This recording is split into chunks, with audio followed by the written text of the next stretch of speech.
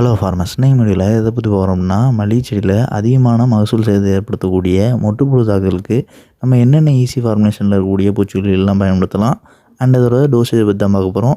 அதாவது நம்ம குறிப்பாக ஈஸி எமல்சிஃபியபிள் கான்சன்ட்ரேட் அப்படின்னு குறிப்பிடக்கூடிய ஈஸி ஃபார்முலேஷனில் இருக்கக்கூடிய பூச்சிக்கொல்லிகளை மட்டும்தான் இந்த வீடியோவில் பார்க்க போகிறோம்.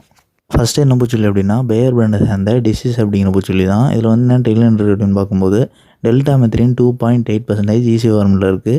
அண்ட் இது வந்து பைரித்ராய்டு அப்படிங்கிற குரூப்பை சேர்ந்தது.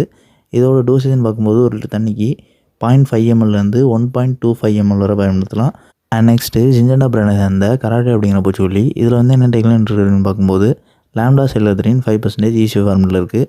அண்ட் இதுவுமே பைரித்ராய்டு அப்படிங்கிற குரூப்பை சேர்ந்தது தான். இதோட டோசேஜ்னு பார்க்கும்போது ஒரு லிட்டர் தண்ணிக்கு 1 ml 2.5 ml வரை பயன்படுத்தலாம்.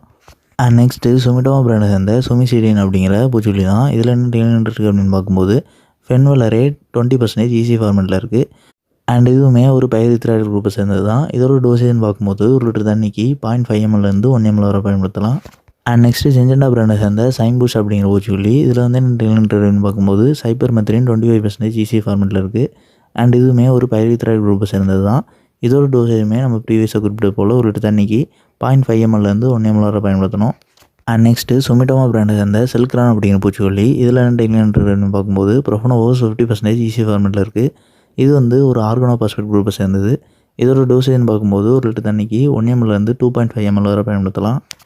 அண்ட் நெக்ஸ்ட்டு சிஞ்சண்டா பிராண்டை சேர்ந்த எக்காலக்ஸ் அப்படிங்கிற பூச்சிக்கொல்லி. இதில் வந்து என்ன டெக்னிக் பார்க்கும்போது குயினால் ஃபாஸ் 25% ஈஸி ஃபார்மெட்டில் இருக்குது. இதுவும் ஒரு ஆர்கனோபாஸ்பேட் குரூப்பை சேர்ந்தது தான். இதோட டோசேஜ்னு பார்க்கும்போது ஒரு லிட்டர் தண்ணிக்கு 2 ml 2.5 ml வரை பயன்படுத்தலாம்.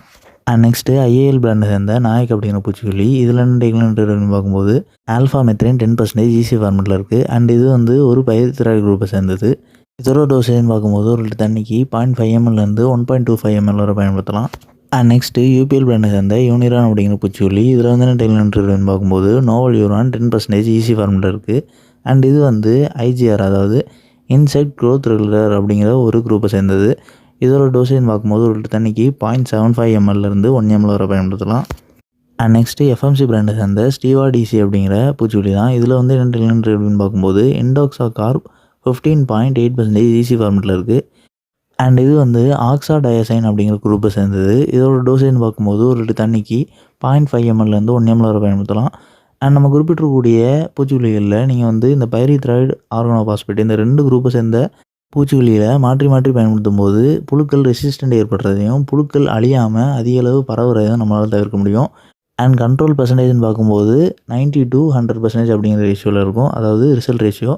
ஸோ புழுக்கள் தென்படும் விகிதம் வந்து 10% வரை தான் அதிகபட்சமாகவே இருக்கும். உங்களுக்கு வந்து ரெசிஸ்டன்ட் புழுக்களுக்கு ஏற்படலை அப்படின்னா, ஸோ இந்த ரெசிஸ்டன்ஸ் ஏற்படுறத வந்து நீங்கள் தவிர்க்கிறதுக்கு இந்த பைரித்ராய்டு குரூப்பை சேர்ந்த பூச்சிக்கொல்லி பயன்படுத்திய நெக்ஸ்ட் டேவோ இல்லைனா அதுக்கு நெக்ஸ்ட் டேவோ புழுக்கள் தென்படும் பட்சத்தில் நீங்கள் வந்து ஆர்கனோபாஸ்பேட் ஸ்ப்ரே பண்ணிட்டு திருப்பி அடுத்து பைரித்ராய்டு பயன்படுத்தும் போது பைரித்ராய்டுலேயே வேறு ஏதாவது டெக்னிக் கொண்ட பூச்சிக்கொல்லியில் நீங்கள் ஸ்ப்ரே பண்ணுற மூலிமா இந்த ரெசிஸ்டன்ஸ் ஏற்படுறதை தவிர்க்க முடியும். ஸோ நீங்கள் வந்து இதே மாதிரி தான் ஆர்கனோபாஸ்பேட்டுமே பயன்படுத்தணும். அதாவது எந்த ஒரு ஆர்கனோபாஸ்பேட் பூச்சிக்கொல்லிக்கு புழுக்கள் அழியாத மாதிரி தென்படுதோ அப்போ வந்து நீங்கள் பைரித்ராய்டு பூச்சிக்கொல்லியை பயன்படுத்திட்டு திருப்பி நெக்ஸ்ட் ஸ்ப்ரே கொடுக்கும்போது வேறு ஒரு மூலக்கூறு கொண்ட ஆர்கனோபாஸ்பேட் பூச்சிக்கொல்லியை பயன்படுத்துங்க. அண்ட் இது வந்து நீங்கள் ஒரு ஆர்டராக கூட பின்பற்றலாம். அதாவது ஃபஸ்ட்டு பைரித்ராய்டு, நெக்ஸ்ட் ஸ்ப்ரே வந்து ஆர்கனோபாஸ்பேட், அண்டு தேர்ட் ஸ்ப்ரே வந்து இந்த இண்டோக்ஸா கார்ப் இருக்கக்கூடிய பூச்சிக்கொல்லி. ஸோ புழுக்கள் அதிக அளவு ரெசிஸ்டன்ஸ் ஏற்படுறாங்க. இந்த குரூப் வந்து சரியாக மாற்றி மாற்றி பயன்படுத்துகிற மூலிமா ரெசிஸ்டன்ஸ் ஏற்படுறத தவிர்க்க முடியும். அண்ட் இந்த வீடியோவில் ஏதாவது டவுட் இருந்துச்சுன்னா கமெண்ட் பண்ணுங்கள். இந்த மாதிரி வேறு எந்த ஒரு மல்லிகையில் ஏற்படக்கூடிய பூச்சிப்புழு தாக்குதலை பற்றி தெரிஞ்சுன்னு வச்சிங்கன்னா அதையும் பற்றி கமெண்ட் பண்ணுங்கள். அண்ட் நம்மளோட அக்ரி சேனலில் நீங்கள் புதிய வீடியோ பார்க்கக்கூடிய யூஸாக இருக்கீங்க அப்படின்னா நம்மளோட சேனல் மறக்காமல் சப்ஸ்கிரைப் பண்ணிங்க.